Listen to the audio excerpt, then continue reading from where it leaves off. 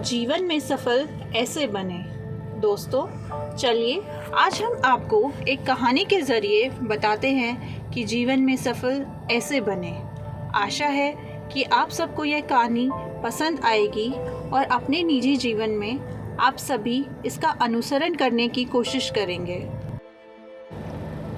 गर्मी की छुट्टियों में दादाजी के पास घूमने आया एक बालक उछलते कूदते दादाजी के पास पहुंचा और बड़े गर्व से बोला कि दादाजी, जब मैं बड़ा हो जाऊंगा तब मैं एक सफल आदमी बनूंगा। क्या आप सफल होने के कुछ उपाय बता सकते हैं?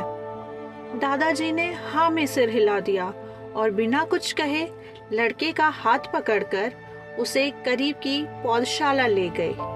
वहां जाकर दादाजी ने 2 छोटे छोटे पौधे खरीदे और घर वापस आ गए।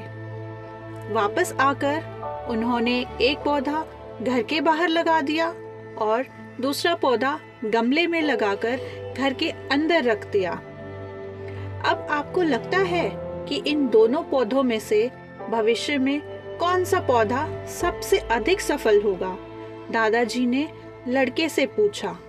लड़का कुछ समय तक सोचते रहा और फिर बोला, घर के अंदर वाला पौधा ज्यादा सफल होगा क्योंकि वह हर खतरे से सुरक्षित है, जबकि बाहर वाले पौधे को तेज धूप, आंधी, पानी और जानवरों से भी खतरा है। दादाजी बोले, चलो देखते हैं आगे क्या होता है, और वह अखबार पढ़कर उठने लगे।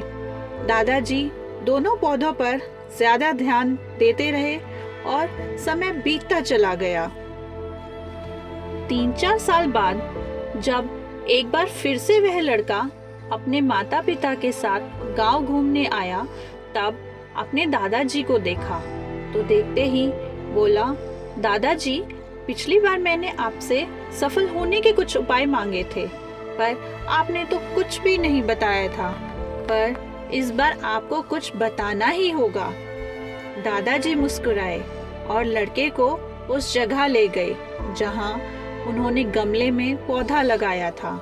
अब वह पौधा एक बड़े पेड़ में बदल चुका था। लड़का बोला, देखा दादाजी, मैंने कहा था ना कि ये वाला पौधा ज्यादा सफल होगा। दादाजी ने बोला कि अरे, पहले बाहर वाले पौधे का हाल तो देखो, और ये कहते हुए दादाजी लड़के को बाहर ले गए। बाहर एक विशाल पेड़ गर्व से खड़ा था। उसकी शाखाएं दूर तक फैली हुई थी और उसके छांव में खड़े राहगीर आराम से बात कर रहे थे। अब दादाजी ने पूछा, बताओ कौन सा पौधा ज्यादा सफल हुआ? लड़का कुछ मुस्कुराते हुए बोला, बाहर वाला। लेकिन ये संभव कैसे है? बाहर तो न जाने कितने खतरों का सामना करना पड़ा होगा।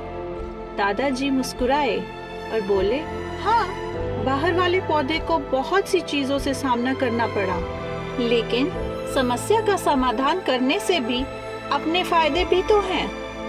बाहर वाले पौधे के पास आजादी थी कि वह अपनी जड़ें जितनी चाहे उतनी फैला ले, अपनी शाखाओं से आसमान को छू ले, और तुम जिस आंधी तूफान से इस पेड़ के लिए मुसीबत समझते थे, उसी आंधी तूफान ने ही इस पेड़ की जड़ों को इतना मजबूत बना दिया है कि आज एक छोटा सा आंधी तूफान इस पेड़ का कुछ भी नहीं बिगाड़ सकता।